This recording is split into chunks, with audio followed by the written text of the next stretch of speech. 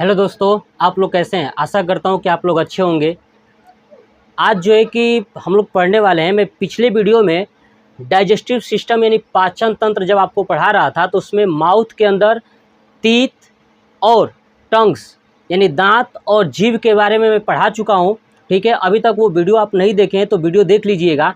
अभी हम लोग पढ़ने वाले हैं कि माउथ का पार्ट हम लोग पढ़ चुके थे। माउथ के बाद हम लोग पढ़ने वाले हैं ये भोजन वाली नली यानी फूड पाइप, जिसको हम ओसियोफेगस बोलते हैं। ठीक है, क्या बोलते हैं? ओसियोफेगस। हम इसके बारे में पढ़ने वाले, मैंने बोर्ड पे भी नोट कर दिया है, यानी भोजन नली। देखिए, ओसियोफेगस का काम ये है कि जो भी हम भोजन खाते हैं, माउथ के अंदर जो भी भोजन हम ग्रहण करते हैं, जब उस भोजन के अंदर से भोजन में क्या क्या ग्रहण करते हैं, मैं ये भी आपको बताया था। एक बार फिर से रिपीट कर देता हूँ कि कार्बोहाइड्रेट, प्रोटीन, फैट, विटामिन, खनिज, जल, इतनी सारी चीज़ें हम लोग खाते हैं। तो मैंने बताया था कि केवल 3 चीज़ों का पाचन हमारे शरीर के अंदर होता है, कार्बोहाइड्रेट, प्रोटीन और फैट यानी वसा।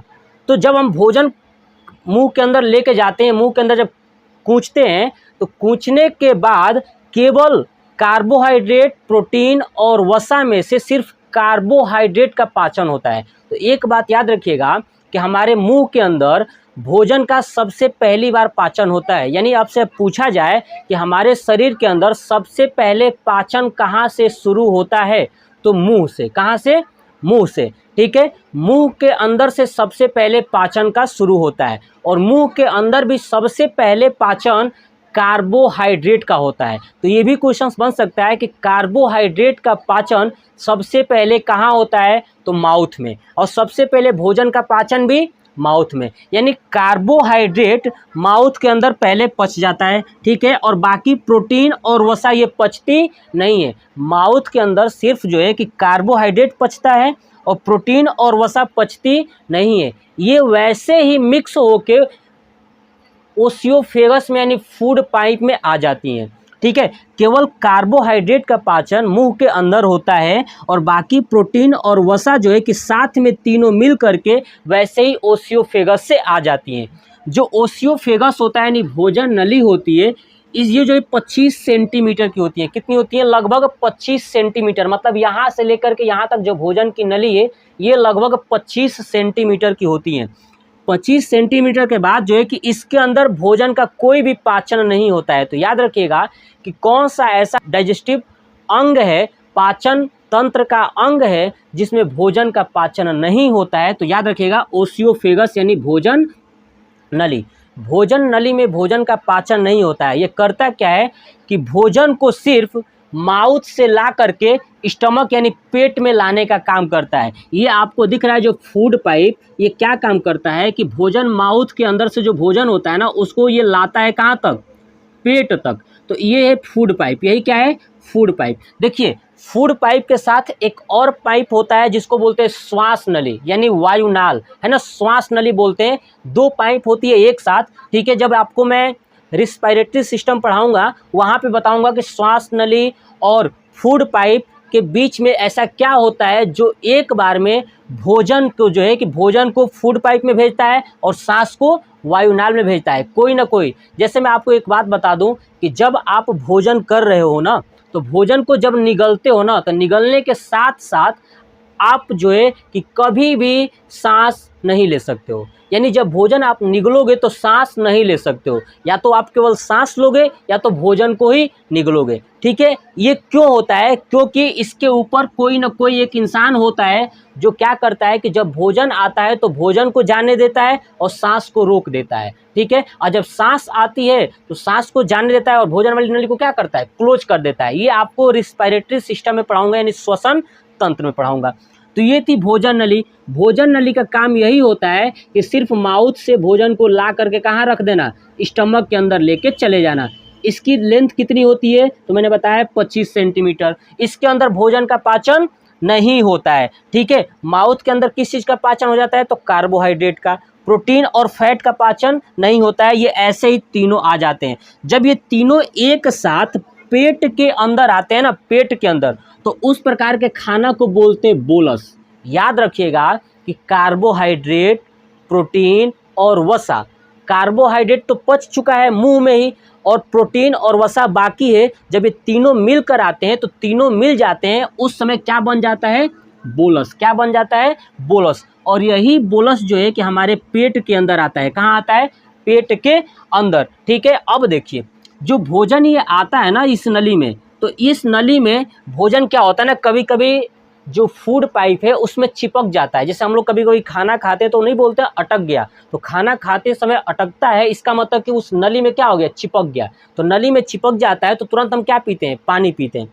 बस वही कंडीशन है कि जब हम पानी पीते हैं तो ये जो नली सूखी हुई जो नली होती है, सूखी हुई नली गीला हो जाती है, जिसके कारण भोजन आसानी से चला जाता है। ठीक है, तो ये जो प्रोसेस है भोजन माउथ से लेकर के स्टमक तक आने का जो ये प्रोसेस है, इस प्रोसेस को बोलते हैं पेरिस्टलेसिस प्रोसेस। याद रखिएगा, माउथ से पेट तक जो भोजन आता है उस प्रोसेस का क्या बोलते हैं?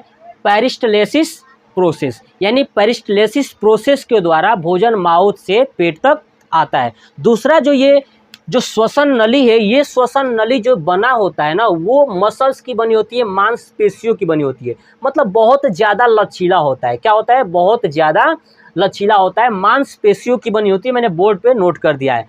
तो ये था ओसियोफेगस। चलिए अब चलते हैं कि अब भोजन जो है कि हमारा ओसियोफेगस से होते हुए कहाँ आ गया है? स्टमक यानी पेट में। ठीक है, तो अब हम लोग पढ़ने वाले हैं पेट के बारे में कि अब जो है कि भोजन पेट में आने के साथ साथ क्या करता है। चलिए अब हम लोग पढ़ते हैं स्टमक यानी पेट। अभी मैंने पढ़ाया था कि ओसियोफेगस से यानी भोजन वाली नली मुंह से भोजन को क्या करता है? पेट तक लाने का काम करता है। ठीक है, जब पेट में भोजन प्रवेश करता है, ये देखिए पेट का मैंने पिक्चर बनाया है। ठीक है, जब पेट में भोजन प्रवेश करता है तो उस समय बनता है बोलस। क्या बनता है? बोलस। याद रखिएगा क्या बनता है? बोलस।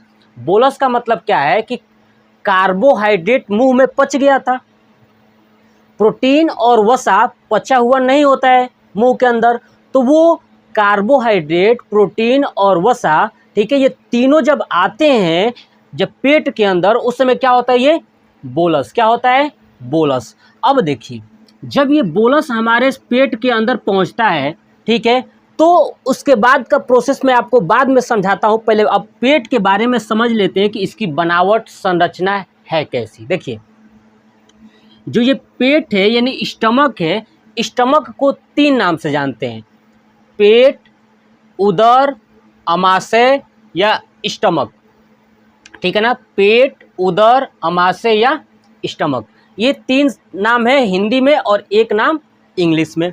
देखिए इसका जो बनावट है, अगर आप ये देखेंगे तो ये जे के आकार का है। जैसे ये जे बनता है ना, ऐसे जे, तो देखेंगे ये लगभग ऐसे आके ये जे के आकार का है। तो ये याद रखिएगा, स्टमक का जो आकार है वो किस आकार का है? जे आकार का है। पहला क्वेश्चन यहीं से। ठीक है, उसके बाद देखिए ये एक प्रकार का थैलीनुमा आकृति है ना, ये एक प्रकार का थैलीनुमा आकृति है। जैसे क्या होता है ना कि जब हम कभी मार्केट से सामान लाने जाते हैं तो एक थैली होता है ना, थैली के अंदर सामान भर लेते हैं। बस हमारे शरीर का एक थैलीनुमा आकृति यही है जो भोजन को अपने अंदर भर लेता है। ठीक है ना, ये भोजन को भर लेता है तो ये थैलीनुमा आकृति होती है। ठीक है, दूसरा ये जे आकार का होता है। तीसरा पॉइंट्स, ये जो है कि पूरे आहार नाल का, जितने भी आहार नाल हैं, एलिमेंट्री कैनाल है, उनमें से सबसे ज़्यादा चौड़ा यही है। तो याद रखिएगा, लंबा नहीं, चौड़ा। सबसे ज़्यादा चौड़ा आहार नाल कौन सा है? तो स्टमक। इसकी चौड़ाई लगभग 25 सेंटीमीटर होती है। कितनी? 25 सेंटीमीटर। तो आहार नाल का सबसे चौड़ा भाग कौन सा है? स्टमक। इसकी लंबाई कितनी है? 25 सेंटीमीटर। ठीक है, ये आहार नाल यानी स्टमक का आकार कैसा है? जे के आकार का है। कैसा है? एक प्रकार का ये क्या है? थैलीनुमा आकृति है। क्लियर? अब देखिए ये जो दीवार आपको दिख रहा है, ये बाहर वाला दीवार, ये दीवार दिख रहा है, ये देखिए दीवार, अगर देख रहे होंगे ये दीवार, ठीक है, ये दीवार इधर, और ये नीचे वाला ये दीवार, ये दीवार जो दिख रहा है, स्टमक की जो दीवार होती है, उस स्टमक की दीवार पर एक थैलीनुमा म्यूकोसा होता है। क्या होता है? म्यूकोसा। अभी मैं आपको समझाऊंगा कि ये म्यूकोसा का काम क्या है। बस आप इतना याद रखिए कि जो स्टमक है, स्टमक के जो बाहर यानी पेट के बाहर ये जो थैलीनुमा आकृति होती है, ठीक है, वो क्या होता है, म्यूकोसा होता है। अब देखिए, जब भोजन आता है तो हमारे पेट के अंदर लगभग 3 से 4 घंटे तक भोजन रहता है। कितने घंटे तक? 3 से 4 घंटे तक भोजन रहता है। इस पूरे पेट का पीएच वैल्यू अम्लीय होता है। क्या होता है? पीएच वैल्यू अम्लीय होता है, जो 1.5 से 1.8 तक होता है। कहाँ तक? 1.5 से 1.8 तक। अभी आपको समझ में आ जाएगा कि आखिर में पेट का पीएच वैल्यू 1.5 से 1.8 ही क्यों होता है और ये अम्लीय ही क्यों होता है। ठीक है, ये मैं आपको समझाऊंगा। तो ध्यान सुनिए, ये क्या होता है, म्यूकोसा लगा होता है दीवालों पे, ठीक है, और इसका पीएच वैल्यू 1.5 से 1.8 तक होता है। क्लियर? चलिए, भोजन ये 3 से 4 घंटे तक पेट के अंदर रहता है, ठीक है, ये मैंने आपको बता दिया। अब सुनिए, जो ये दीवाल है, ये दीवाल, ये बाहर की जो दीवाल है, इस दीवाल पर एक ग्रंथि पाई जाती है जिसको बोलते हैं गैस्ट्रिक ग्लैंड, यानी जठर ग्रंथियाँ। इस जो दीवाल है, इस दीवाल पे क्या पाई जाती है? ग्रंथि पाई जाती है। इसी दीवाल पे यानी म्यूकोसा जो लगा हुआ है ना, म्यूकोसा वाले दीवाल पे जठर ग्रंथियाँ पाई जाती हैं, और वो जठर ग्रंथियाँ जठर रस का निर्माण करती हैं। तो याद रखिएगा कि पेट के अंदर कौन सी ग्रंथि होती है? तो जठर ग्रंथि होती हैं। और क्या निर्माण करती हैं? तो जठर रस का निर्माण करती हैं। किसका? जठर रस। ये जठर रस जो है कि पर डे लगभग 1.5 से 2 लीटर बनता है। एक दिन में 1.5 से 2 लीटर जठर रस बनता है, ठीक है ना। क्या बनता है? जठर रस। अब ये जठर रस बनाने वाली ग्रंथियां होती हैं। कौन सी ग्रंथियां? जठर ग्रंथियां। और जठर ग्रंथियां इस दीवार पे लगभग 3.5 करोड़ होती हैं। कितना होती हैं?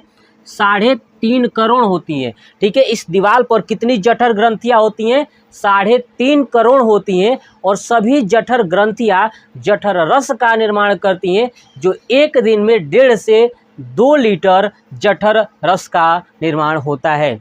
उस जठर रस के अंदर, ध्यान सुनिए, उस जठर रस के अंदर 3 चीजें पाई जाती हैं, HCl, पेप्सिन और रेनिन।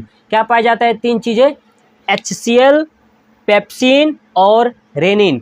HCl का मतलब हाइड्रोक्लोरिक अम्ल है ना, हाइड्रोक्लोरिक एसिड भी बोलते हैं। क्लियर ना? तो हाइड्रोक्लोरिक जो अम्ल है, ठीक है ना, ये अम्ल हार्मोन्स एक प्रकार का है। यानी कह सकते हैं कि हमारे शरीर के अंदर ये हाइड्रोक्लोरिक अम्ल जो होता है पेट में, वो एक प्रकार का हार्मोन है।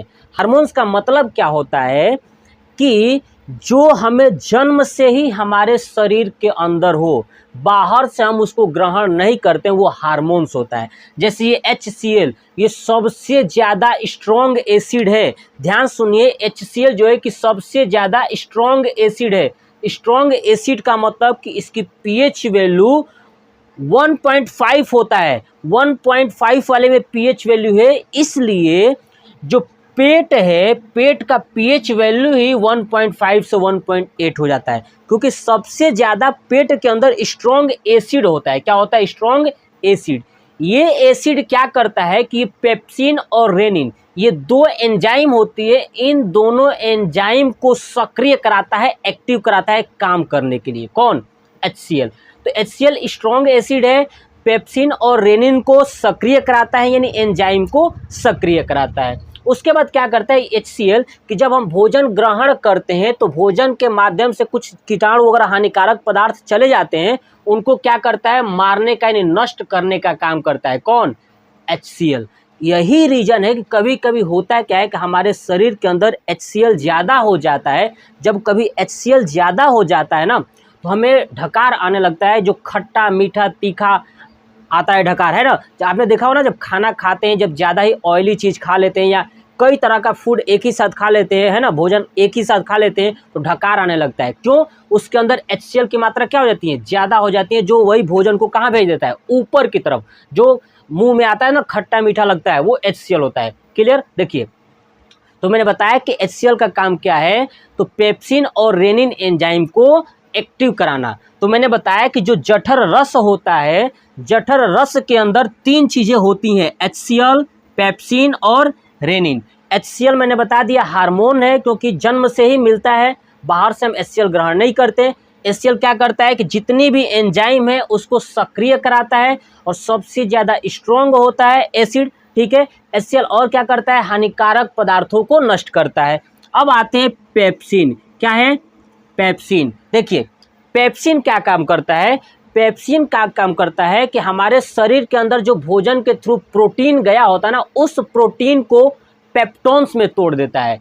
प्रोटीन को क्या करता है, पेप्टोन्स में तोड़ देता है। कौन सा, पेप्सिन एंजाइम। यानी जो पेप्सिन एंजाइम होता है वो शरीर के अंदर, पेट के अंदर प्रोटीन का पाचन करता है। तो ये क्वेश्चन याद रखिएगा, प्रोटीन का पाचन कौन करता है, तो पेप्सिन एंजाइम, ठीक है। किस में परिवर्तित कर देती है, तो पेप्टोन्स में। किस में, पेप्टोन्स में। दूसरा रेनिन एंजाइम, ठीक है। दूसरा कौन सा होता है, रेनिन एंजाइम। मैंने अभी बताया था दूसरा कौन सा है, रेनिन। देखिए रेनिन एंजाइम क्या करता है, ये दूध का पाचन करता है। तो ध्यान से सुन लीजिए कि दूध का पाचन कौन सा एंजाइम करता है, तो रेनिन एंजाइम। दूध का पाचन कौन सा करता है, रेनिन एंजाइम। देखिए रेनिन एंजाइम दूध का पाचन करता है। दूध के अंदर एक प्रोटीन होती है जिस प्रोटीन का नाम है केसिन प्रोटीन। याद रखिएगा, दूध के अंदर एक प्रोटीन पाया जाता है जिस प्रोटीन को बोलते हैं केसिन प्रोटीन। और वो केसिन प्रोटीन को रेनिन एंजाइम क्या करता है, एक परिवर्तित कर देता है कैल्शियम पैरा कैसिनेट, कैल्शियम पैरा कैसिनेट में परिवर्तित कर देता है। कौन, रेनिन एंजाइम। जो रेनिन एंजाइम होता है, ठीक है ना, वो कैसिन प्रोटीन को परिवर्तित कर देता है कैल्शियम पैरा कैसिनेट, ठीक है। ध्यान रखिए, कैल्शियम पैरा कैसिनेट में परिवर्तित कर देता है। कौन, रेनिन एंजाइम। दूध का कलर आपने देखा होगा 2 तरह का होता है, एक तो वाइट कलर का होता है और दूसरा हल्का येलो कलर का होता है ना। जब नया नया जो कोई गाय भैंस बच्चे को जन्म देती है तो दूध उनका कैसा होता है, येलो कलर का होता है। अब ये समझते हैं कि दूध का रंग सफ़ेद और येलो क्यों होता है। देखिए दूध का रंग सफ़ेद इसलिए होता है क्योंकि उसके अंदर कैसिन प्रोटीन पाया जाता है। कौन सा प्रोटीन, कैसिन प्रोटीन पाया जाता है, इसलिए दूध का रंग सफ़ेद होता है। और पीला क्यों होता है, तो उसके अंदर कैरोटीन प्रोटीन पाया जाता है। कौन सा प्रोटीन, कैरोटीन प्रोटीन पाया जाता है, या राइबोफ्लोरिन। राइबोफ्लोरिन या कैरोटीन प्रोटीन के कारण दूध का रंग हल्का पीला होता है। अब देखिए जब हम दूध पीते हैं उसका पाचन कौन करेगा, रेनिन एंजाइम। तो जो छोटे बच्चे होते हैं ना, छोटे बच्चों के अंदर रेनिन एंजाइम बहुत ही ज़्यादा होता है। इसलिए जब छोटे बच्चे कितना भी दूध पी लें उनके शरीर के अंदर पाचन हो ही जाता है। क्या होता है, दूध का पाचन हो ही जाता है। लेकिन वही दूध जब हम वयस्क हो जाते हैं, जब थोड़ा थोड़ा बुजुर्ग होने लगते हैं इंसान, जब उसको दूध दिया जाता है तो उसके शरीर के अंदर यदि रेनिन एंजाइम ख़त्म हो जाती है, क्यों ख़त्म हो जाती है, जैसे जैसे उम्र बढ़ती जाती है तो रेनिन एंजाइम कम होने लगता है। इसलिए जैसे जैसे उम्र बढ़ती है, जब आप दूध का सेवन करोगे तो दूध पचेगा नहीं, है ना, पेट खराब हो जाता है। समझ रहे हैं ना, पेट खराब हो जाता है किसके कारण, रेनिन एंजाइम। तो छोटे बच्चों में रेनिन एंजाइम ज़्यादा होता है जिसके कारण दूध पच जाता है। ठीक है, अब सुनिए, ये पूरा ये पेट का था डिटेल्स। अब थोड़ा सा समझ लेते हैं कि ठीक है पेट के कितने भाग हैं। देखिए पेट के कुल 3 भाग हैं। पहला भाग है कार्डियक, दूसरा है फंडिक, तीसरा है पाइलोरिक।